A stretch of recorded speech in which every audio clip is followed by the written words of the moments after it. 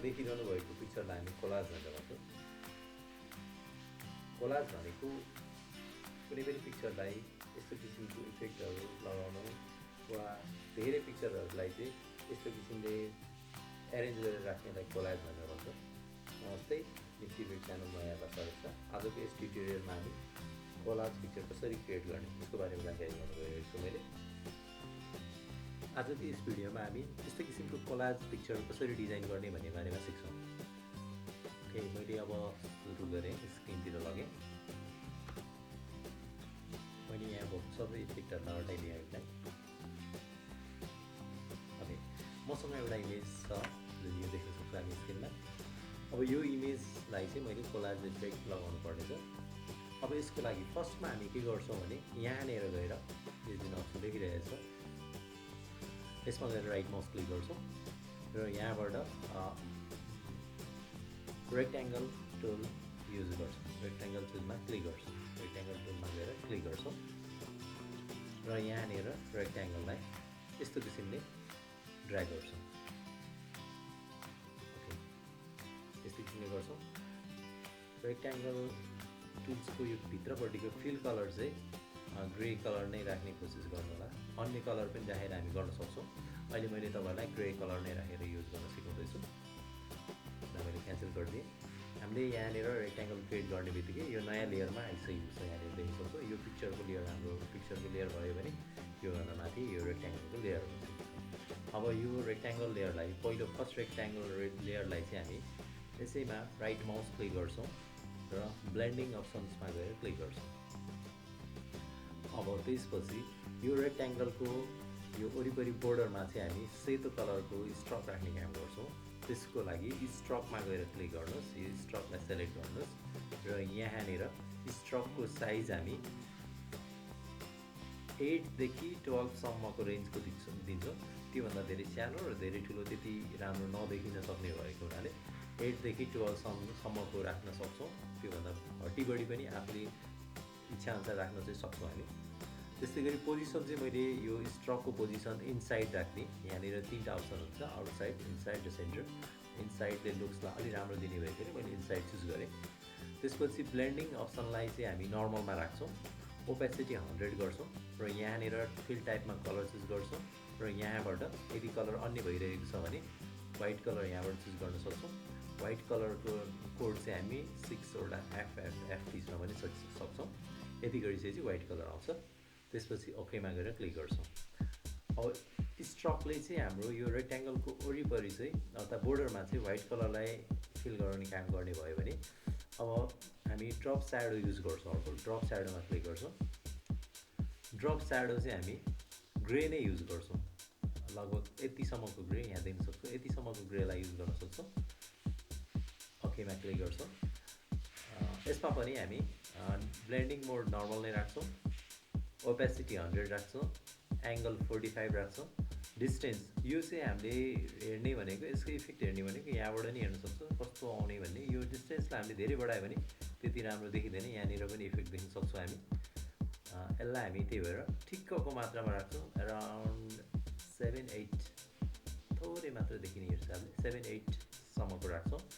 त्यस्तै गरी स्पेयर भनेको छ। स्पेयर पनि हामी धेरै राख्दैनौँ। यसलाई अराउन्ड 5 जति राख्छौँ। साइजलाई हामी यसलाई पनि खासै धेरै राख्दैनौँ। अराउन्ड 6 जति राखिदिन्छौँ। ओके, यति गरेपछि एकदम लुक्स राम्रो हुन्छ। यति गर्छौँ र ओके गर्छौँ। अब यति गरिसकेपछि यो जुन मैले फर्स्ट रेक्ट्याङ्गलमा जति पनि इफेक्टहरू लगाएँ ती इफेक्टहरू अन्य रेक्ट्याङ्गलमा हामीले गरिरहनु पर्दैन। यसैलाई हामी कपी गर्छौँ।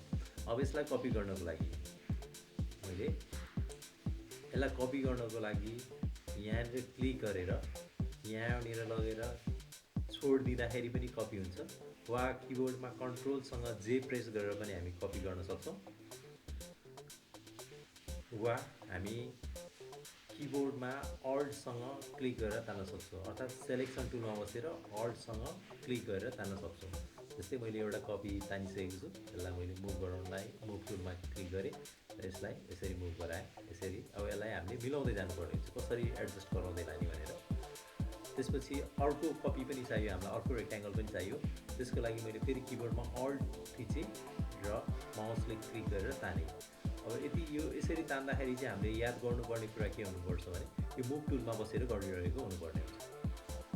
त्यस्तै अर्को पनि तान्नको लागि मैले अल्ट थिचेँ र यहाँबाट तानेँ। यसलाई यसरी एडजस्ट मिलाउँदै जान सक्छौँ हामी, कसरी राख्ने हो त्यो अनुसार मिलाउँदै जान सक्छौँ।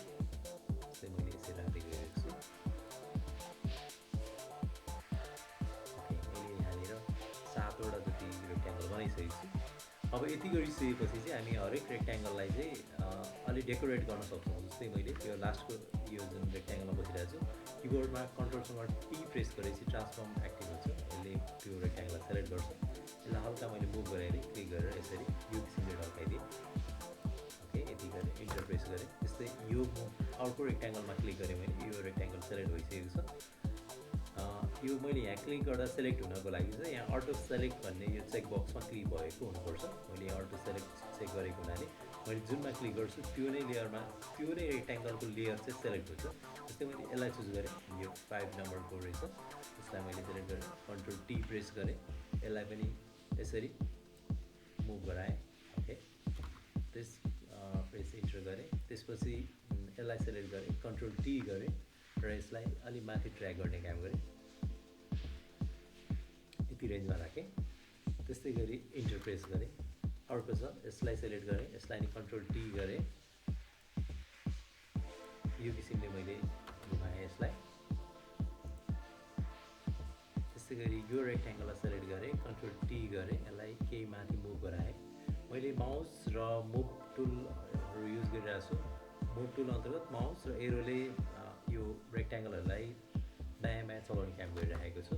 त्यस्तै यसलाई सेलेक्ट गरेँ मैले, कन्ट्रोल टी गरेँ, यसलाई पनि केही यस्तो किसिमले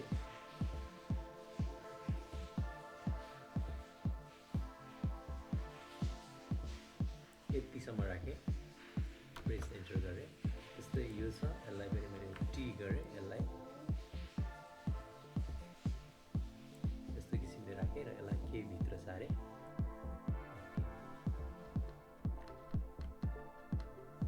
मैले चाहिँ यस्तो किसिमले यसलाई डेकोरेट गर्ने काम गरेँ। तपाईँले आफ्नो क्रिएटिभिटी अनुसार चाहिँ यसलाई डेकोरेट गर्न सक्नुहुन्छ। यति गरिसकेपछि हामीले रेक्ट्याङ्गल राख्ने काम गऱ्यौँ। अब के गर्छौँ भने हामी ओरिजिनल इमेजलाई कपी गर्छौँ। अर्थात् हाम्रो जुन ओरिजिनल ब्याकग्राउन्डको पिक्चर जुन छ त्यसलाई चाहिँ हामी कन्ट्रोल जे प्रेस गरेर एउटा डुप्लिकेट बनाउँछौँ। यहाँनिर डुप्लिकेट आइसकेछ। अब यसलाई चाहिँ हामी मुभ गरेर पहिलो रेक्ट्याङ्गलभन्दा माथिल्लोमा लगेर राख्छौँ र अब यही पिक्चरमा राइट माउस क्लिक गरेर क्रिएट क्लिपिङ मास्कमा गएर क्लिक गर्छौँ। यसलाई क्लिपिङ मास्क गर्ने काम भइसकेको छ। त्यसपछि यसैलाई हामी फेरि कन्ट्रोल जे प्रेस गर्छौँ र यसलाई फेरि अर्को लेयरभन्दा माथि लगेर राख्छौँ र सेम प्रोसेस दोहोऱ्याउँछौँ। राइट माउस क्लिक गर्छौँ, क्रिएट क्लिपिङ मास्कमा क्लिक गर्छौँ। त्यस्तै गरी यसलाई फेरि हामी कन्ट्रोल जे प्रेस गर्छौँ, डुप्लिकेट र अर्को लेयर माथि लान्छौँ, राइट माउस क्लिक गर्छौँ, क्रिएट क्लिपिङ मास्कमा क्लिक गर्छौँ। फेरि कन्ट्रोल जे प्रेस गरेर डुप्लिकेट गर्छौँ, अर्को लेयरको माथि लान्छौँ, राइट माउस क्लिक गर्छौँ र क्रिएट क्लिपिङ मास्कमा क्लिक गर्छौँ। फेरि कन्ट्रोल जे प्रेस गर्छौँ, डुप्लिकेट र यो लेयरको माथि लगेर राइट माउस क्लिक गरेर क्रिएट क्लिपिङ मास्कमा क्लिक गर्छौँ। फेरि पनि कन्ट्रोल जे प्रेस गर्छौँ, डुप्लिकेट माथि लान्छौँ, राइट माउस क्लिक गर्छौँ र क्रिएट क्लिपिङ मास्कमा क्लिक गर्छौँ। फेरि कन्ट्रोल जे गर्छौँ, यसलाई माथि लान्छौँ र राइट माउस क्लिक गर्छौँ र क्रिएट क्लिपिङ मास्क गर्छौँ।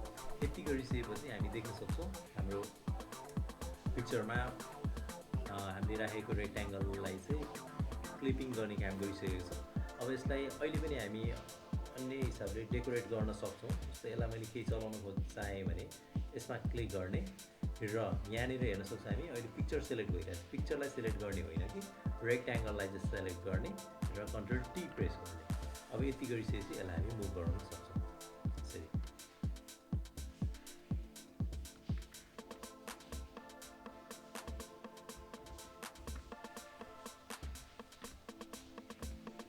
मैले यसरी यसलाई केही डेकोरेट चेन्ज गराएँ। यति गरेँ, इन्टर प्रेस गरेँ। यति गरिसक्यौँ। अब यति गरिसकेपछि लगभग हाम्रो कोलाज तयार भइसकेको छ। अब यसलाई अझ केही एट्र्याक्टिभ बनाउनको लागि चाहिँ यो मेन लेयरमा जान्छौँ हामी र यहाँनिर एउटा नयाँ लेयर, खाली लेयर अर्थात् ब्ल्याङ्क लेयरलाई चाहिँ लिएर आउँछ हामी। यहाँ क्रिएट लेयरमा गएर क्लिक गर्छौँ। यसमा क्लिक गर्नु भइसकेपछि यहाँ नयाँ लेयर आउँछ। अब यो लेयरमा चाहिँ हामी एउटा कलर फिल गर्छौँ। त्यसको लागि यहाँ क्लिक गर्छौँ, यो फोरग्राउन्डमा गएर क्लिक गर्छौँ र कलर चाहिँ हामी लगभग यस्तो ब्ल्याक ग्रे ब्ल्याक कलरको चाहिँ यहाँनिर यतिसम्मको, लगभग यतिसम्मको चाहिँ यहाँ हेर्न सक्छौँ, यतिसम्मको कलर चुज गर्छौँ र ओकेमा क्लिक गर्छौँ। यति गरिसकेपछि यसलाई चाहिँ हामी फिल गर्नको लागि अर्थात् यो लेयर नयाँ लेयरमा फिल गर्नको लागि किबोर्डमा अल्टसँग ब्याक स्पेस प्रेस गर्न सक्छौँ। अल्टसँग ब्याक स्पेस प्रेस गरिसकेपछि हाम्रो त्यो लेयरले चाहिँ त्यो लेयरमा कलर फिल गर्ने बित्तिकै हाम्रो मेन लेयरलाई छोप्ने काम गरेको छ। अब यो सेकेन्ड लेयर जुन जसमा हामीले कलर फिल गऱ्यौँ त्यसको चाहिँ फिल कलरलाई चाहिँ केही मात्रामा घटाउनु पर्ने हुन्छ। अराउन्ड 70देखि 80को रेन्जतिर। ओके, 70 जति राखेँ मैले, यतिसम्म राखेँ। यति गरिसकेपछि हामी देख्न सक्छौँ केही एट्र्याक्टिभ देख्न सक्छौँ यो पिक्चरलाई। कोलाज डिजाइनहरू यसरी बनाउन सक्छौँ। भिडियो हेरिदिनु भएकोमा धन्यवाद। यदि भिडियो तपाईँहरूलाई मन पर्यो भने लाइक गर्न नबिर्सनु होला र मेरो च्यानललाई सब्सक्राइब गर्न नबिर्सनु होला र यो भिडियोलाई सेयर गर्न नबिर्सनु होला। Thank you for watching.